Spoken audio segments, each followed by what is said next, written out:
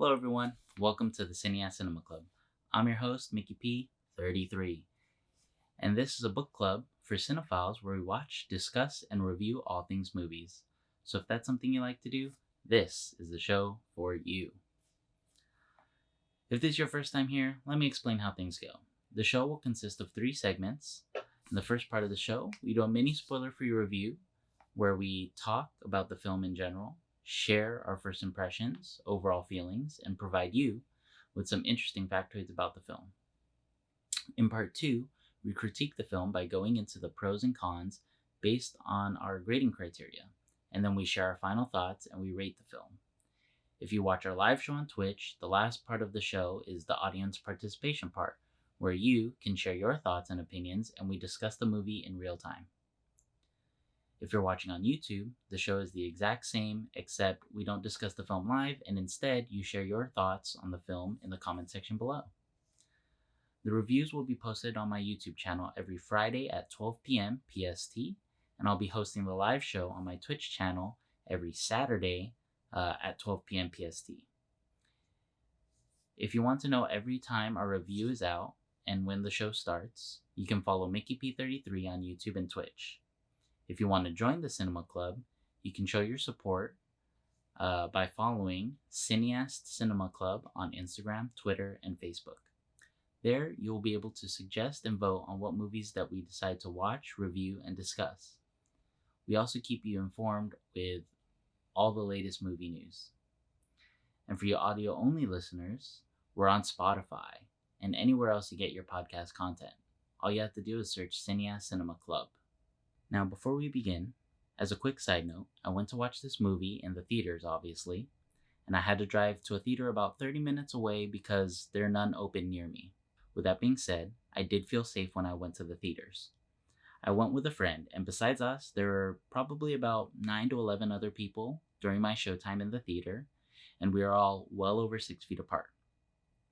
I could also tell that they cleaned the auditorium very well because I could strongly smell whatever disinfectant that they used. It was a bit nauseating at first, but quickly after, I didn't notice it. Probably because I was so happy to be in a theater watching a movie for the first time in exactly 6 months. Anyways, let's get started. As a reminder, the first part of the show is a non-spoiler quick review of the film. And as you can already tell, today we are reviewing the movie Tenet. Tenet is classified as a spy-fi action thriller directed and written by the one and only Christopher Nolan. After watching the trailers, you may still be confused and wondering what the story is about, and I would say the best way to summarize it without spoiling anything is that the film is about, quote, a secret agent who embarks on a dangerous, time-bending mission to prevent the start of World War III. To start, this film has Nolan style all over it. The plot of the film continues to show Nolan's interest with the concept of time, and just like all of Nolan's other films, he tends to favor plot over character, where he uses characters to communicate the story and provide exposition to the plot. We see his signature cinematography style, where he provides the viewer with this visual spectacle by having a dynamic camera, using muted colors, and heavy shadow lighting. We see his amazing talent to show us unique visuals that he captures in camera. He usually prefers to do things practically and in camera than through VFX. Some examples are when there's a scene in the movie where he has people going backwards while some people are going forwards, and it's happening at the same time. There's also a scene where there's a plane crashing into a building and it's not VFX. He actually crashed a plane through a building. He continues his controversial decision to play with the audio mixing, where the dialogue tends to be a lot quieter than the score and the sound effects. It's a trend that he's continued to do since The Dark Knight Rises. But another good thing is that Nolan continues to work with the same crew that he has in a lot of his previous films, sans Hans Zimmer. He's worked with on this film, he works with Nathan Crowley. He's the production designer. He worked with Nolan on Dunkirk, Prestige, Interstellar, the whole Dark Knight series. He works with Jeffrey Kurland, who's the costume designer, who worked with Nolan on Dunkirk and Inception. He also works again with the cinematographer Hoyts van Hoytsma, who worked with Nolan on Interstellar and Dunkirk. Now, let's move on to what I thought about the film. I thought the story was very compelling and complex. You definitely need to be paying attention throughout the whole movie, or else you can get lost and confused because you're playing catch up and trying to understand what's going on. It did get a bit exhausting trying to keep up and pay attention to the plot while also enjoying the action and admiring the VFX. But in doing so, it's what kept me on the edge of my seat. You do have to be on your toes not to get left behind, or you might miss integral parts of the story. Once they got into Act 2, where they started introducing the time element, that's when everything got so much more convoluted, and I had to try a lot harder to keep up and make sure I didn't get left behind with what was happening. Though, after they introduced the time elements, it provided for a lot more interesting action and fighting scenes. John David Washington, who plays the main character, only known as the protagonist, by the way, he's Denzel Washington's son, he did a wonderful job in the film. The villain, played by Kenneth Branagh, was a bit caricature-ish, but I felt that he did a good job in the role and definitely had me scared at certain moments. Now, this isn't Nolan's best film, but it is indeed a solid and wonderful Nolan film. It'll definitely take multiple viewings to fully understand and grasp what is going on and what the story is about. And to me, that's totally okay because I'm probably going to go back and watch the film another 2 to 3 times. So, who's this movie for? Well, if you love movies that have complex plots and keep you asking questions and all that kind of stuff, you'll highly enjoy this film. Conversely, if you don't like having to pay attention, you just want to turn off your brain and watch some action, but you get confused easily, this may not be the movie for you. Regardless, I highly recommend this to everyone, and I thoroughly enjoyed myself. Let's go ahead and move into part 2 of the show, where we discuss and go into a deep dive into what I think the film does well and what it could have improved on. So from here on out, be careful, because we're headed into spoiler territory. So, if you haven't seen the film yet, turn back now. Go watch the film and then come back for part 2 and my breakdown of the film. Or if you don't care, continue watching. Alright, so for this part of the show, we're going to go ahead and talk about the film in depth. We're going to go over, again, the pros and cons of the film, what it could have done better, what I loved about it, and we'll be going based on the rubric right over here. So, let's go ahead and get started. And these might not be in any particular order. We do have our scores already out of 5, and then at the end we'll go ahead and do a final rating of the film. So we'll start with the pacing. I think the film was paced very well.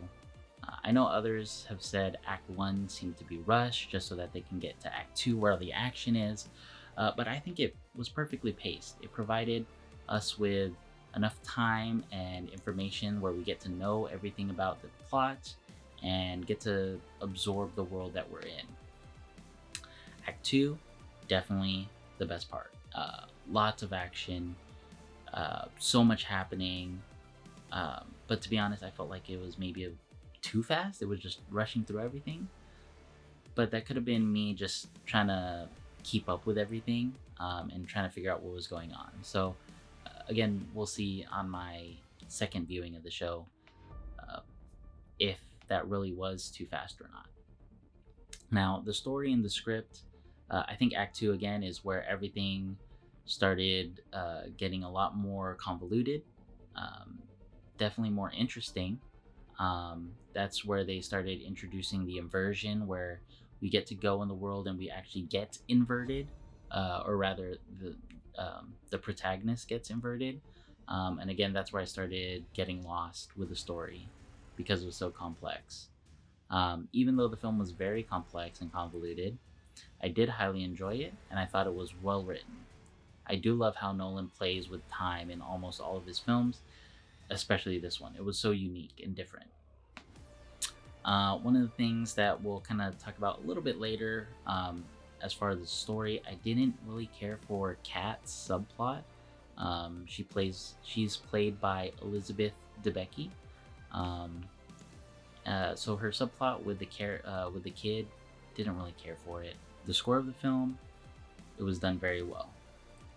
You'd be forgiven if you thought that Hans Zimmer did the score, because it does sound like Hans Zimmer. But it was obviously Nolan guiding Ludwig Göransson, I believe that's how you pronounce his name.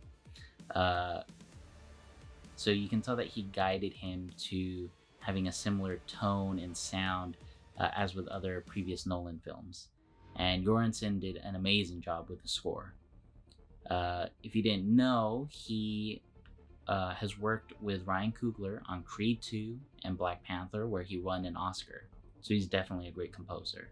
If you want to know why Hans Zimmer didn't work with Nolan on this film, it's because he had already been contracted to work on Denis Villeneuve's Dune, which comes later out this year. Fingers crossed. The sound effects of the film were typical of Nolan, very loud and distinctive. Again, at times it was difficult to hear important dialogue to the story because of the audio mixing. Some examples were the train scene, where the trains are zooming by, and you really can't hear anything. All you hear is the trains. And then at the start, when you're first being introduced to what's going on, there's the shooting and the heist or whatever, and there's just so much going on. Your ears are like, what is happening? So you're confused the first maybe 10 minutes of the film. I think overall, to me, there was probably about 20% of the dialogue that I thought was incomprehensible. I know others have said upwards of 40 to 50%. So it's typical Nolan. My favorite part of the movie is the cinematography and the editing. Nolan continues to amaze me with the camera work. The things he can do in the camera and not in post is just purely amazing. Besides what I mentioned before with the plane, there's in Act 3, there's that war scene where Tenet does a temporal pincer move, where you have some people going forward in time and other people going reverse in time, and it's all happening in camera, and it's so amazing. It's just mind-blowing. There's also that scene where there's a building that collapses but then is being rebuilt on another end. It's wow. I don't know what to say. It's just insane. Now, with characters, as I mentioned before, Nolan typically favors plot over his characters in the film, and this one's no different. John David Washington's character is here legit. He's only known as the protagonist. We're not even given a name. I feel like the characters in the film that we would normally relate to in other films are kept at an arm's reach, where we can't really empathize and understand them quite honestly, because there's just really no backstory. We get a little bit of exposition here and there, but it's not much. I would say the main focus, where the audience is able to relate with, is Elizabeth Debicki's character, Kat. Again, she was the most human, if you could say. We get to see into her life and this abusive and toxic relationship she has, and wanting to get out and be there for her kid. And as for Kenneth Branagh's character, Andre Sader, he was just your stereotypical Russian arms dealer. Again, it was such a caricature that it was almost comical. But again, he did scare me in a couple scenes where you see this explosive rage, where he's this calm, and then I don't know. He did a good job for sure. Other than that, John David Washington's character, again, we can't really relate. We're just kind of thrown in, met with this guy. We don't get any backstory, and his motivation, just I don't know. It kind of didn't work for me. He was just his motivation was just to help protect and save Kat, which felt a little out of place. I get it. His end goal was to save the world, right? But I feel like the whole relationship or whatever with Kat was just felt forced, felt weird. But I do get it. She was a key player because she's married to Andre Sader. I did like the relationship between the protagonist and Neil. Neil again is played by Robert Pattinson. You don't get too much of their relationship, and you don't really know if you can trust him at the start. Uh, but then at the end, you realize that they have a long history together.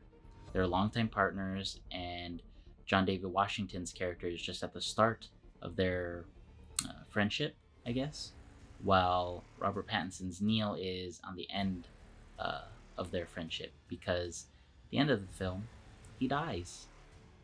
Um, and he says, "You have a long way to go. We're gonna have, all these years together." Another thing that I felt off was Michael Caine's character. I felt like that whole scene was just unnecessary. It was purely there for exposition and how we get to meet Kat. But I feel like it could have been done better, and more smoothly. Now, there's no real message of the film, but they do have the theme of the film, which is time, concepts of time, and of course that is just it's used so uniquely here, and the way they start explaining and showing time inversion is just mind-boggling.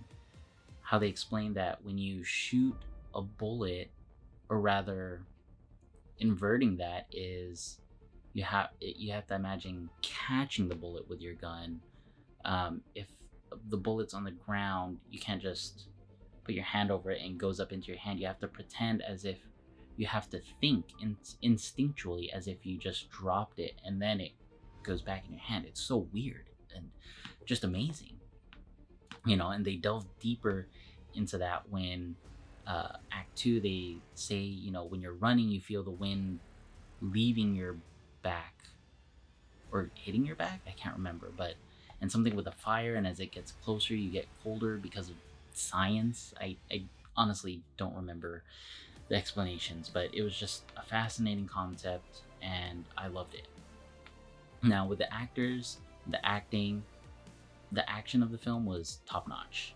The fight scene where John David Washington fights with his future or past self, yes, depending on which version he's fighting, it was so different yet awkward and a little off-putting at the same time because he's punching and then he's dodging, and it's just it's so weird. I can't wrap my head around it. Anyways, DeBicky's character, Kat, again, was the only one where we really got to see some emotion and heart, I guess you could say.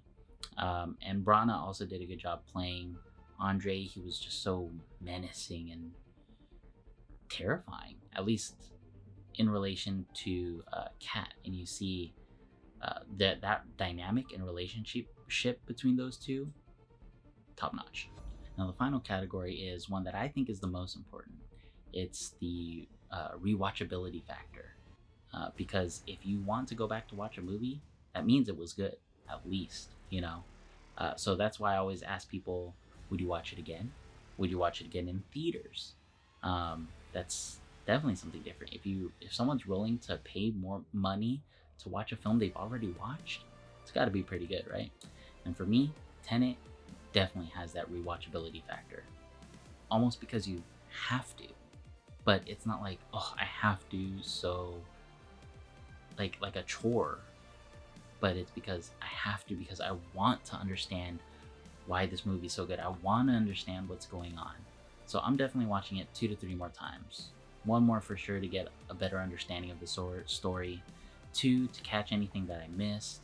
And 3 to just enjoy it overall. And then another time after that, when it comes out on Blu-ray, to read it with subtitles to see what audio cues I missed because I couldn't hear them. But this for sure is a film that gets better with repeat viewings. And my final score of Tenet is an 8.6 out of 10. So, solid film. Now, if you've seen it, share what you thought about Tenet in the comments down below. Would you watch it again? And also, let me know your favorite Nolan film. Mine is Interstellar. Thank you all again for watching and supporting the show. It really means a lot to me. You can join the Cinema Club and stay up to date with what movies we're reviewing. All you have to do is follow Cinéaste Cinema Club on Instagram, Facebook, and Twitter. There you can suggest and vote on what movies we watch and discuss, and stay up to date with movie news. Also, come watch the reviews every Friday and Saturday on YouTube and twitch.tv at MickeyP33.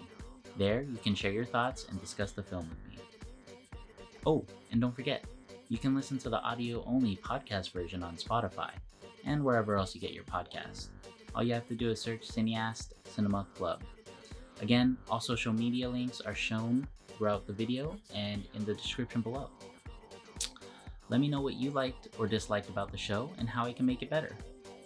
If you like the reviews, please share the show with your friends and give us a thumbs up and subscribe to get more movie reviews. Tune in next week for yet another review by me, Mickey P33. See ya.